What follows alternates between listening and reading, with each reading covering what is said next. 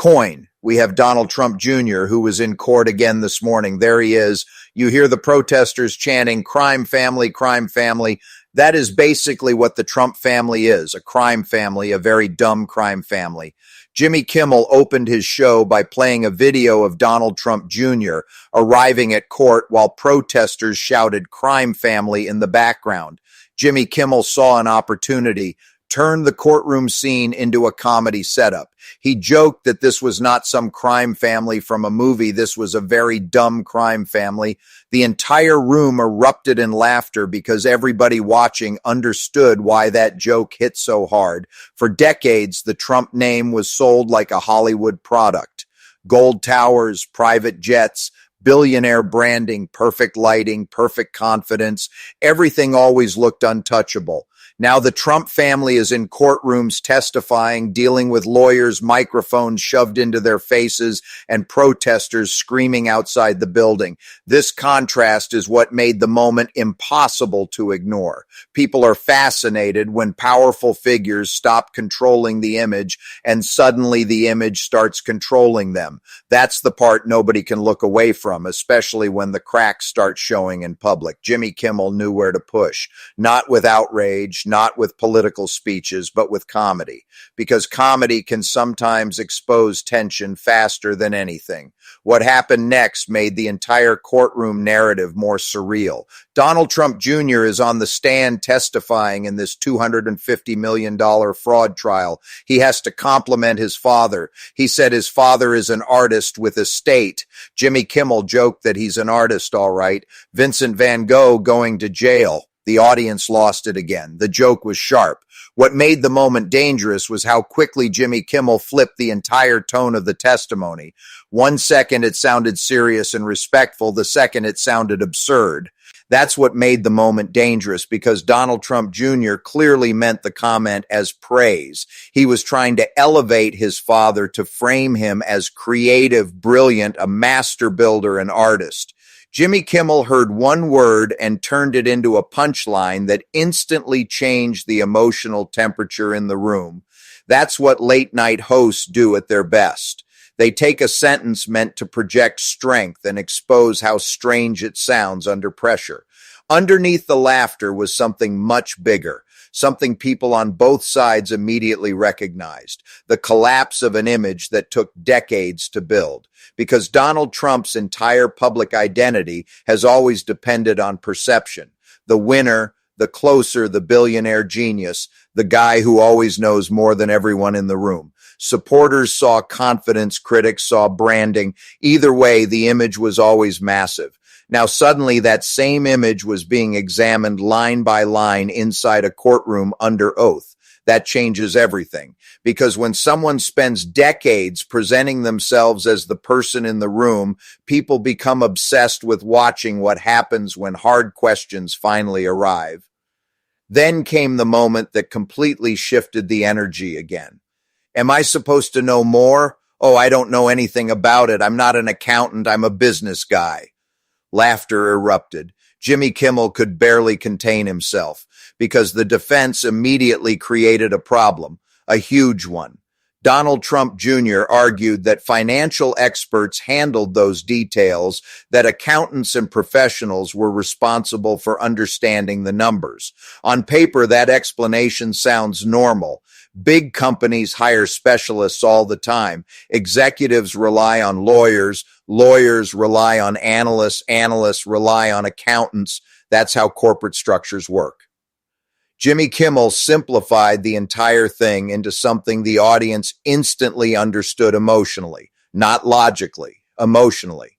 That's why the joke landed so hard, because suddenly the explanation sounded less like leadership and more like someone shrugging after getting caught. I'm the business guy. That line became comedy fuel immediately.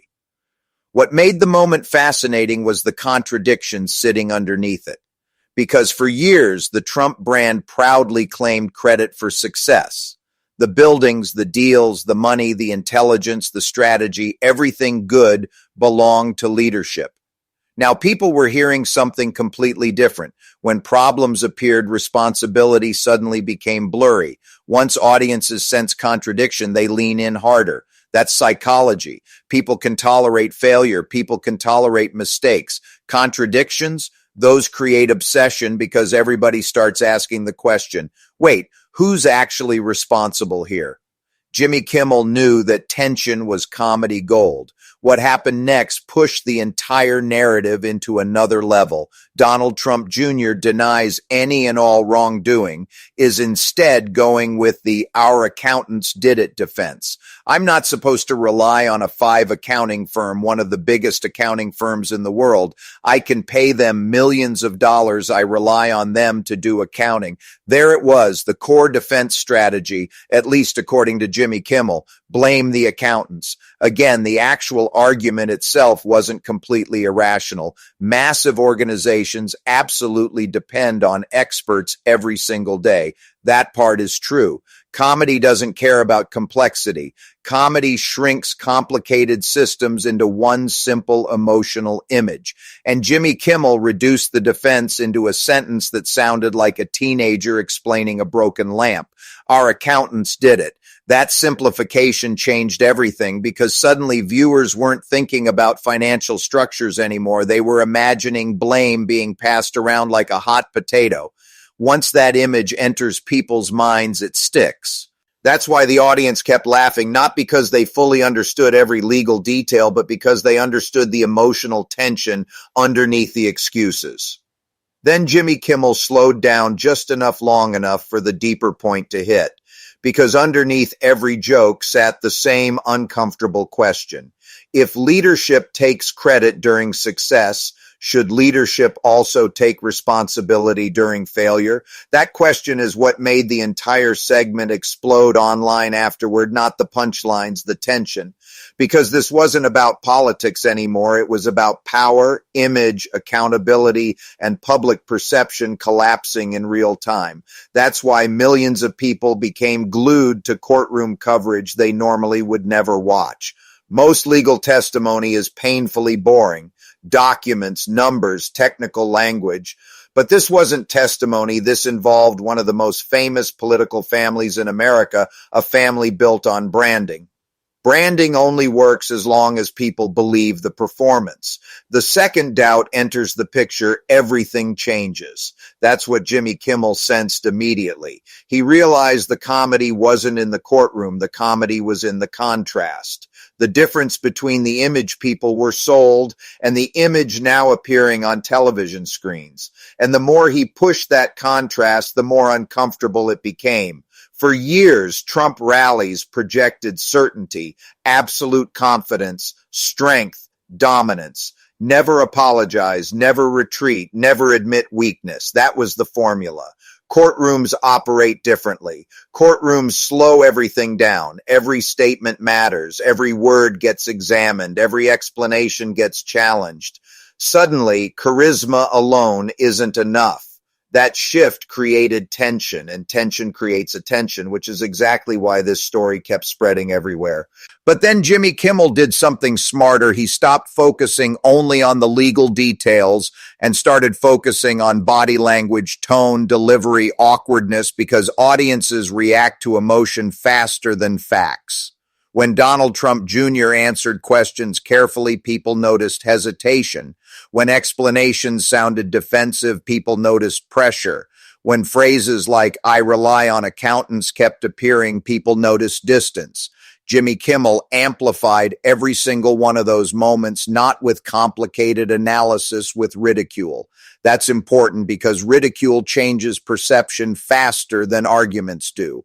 A serious accusation can divide audiences. Embarrassment spreads instantly online. That's why clips from the segment started circulating. People weren't just watching politics anymore. They were watching status reversal, and humans are psychologically wired to pay attention when powerful people suddenly appear vulnerable figures who built entire careers around dominance.